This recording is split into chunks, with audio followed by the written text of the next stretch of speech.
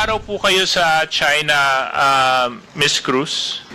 Roughly about 12 days. This seminar, was it sponsored or did you have to pay for your seminar fees? This was sponsored.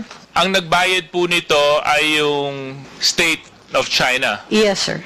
Travel ninyo, sa stay ninyo, at sa seminar. Paano po ba kayo naimbitahan para maging bahagi ng seminar? Through the Chinese embassy.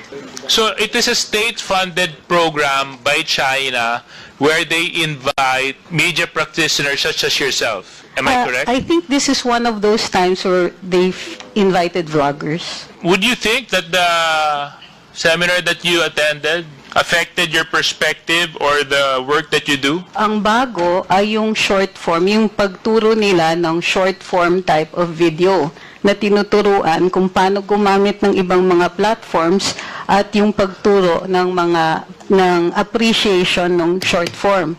Ang short form po, yun po yung mga reels, yung mga TikTok at saka yung 1-minute videos ng YouTube. Okay. At I'm sure yung nag-gain ninyo at napakinabangan po ninyong additional knowledge is the same with of those other participants in the seminar. Am I true to understand that, Mr. Lopez? Yung akin pong takeaway dun po sa seminar na yun is that it's just an appreciation po of how China media works.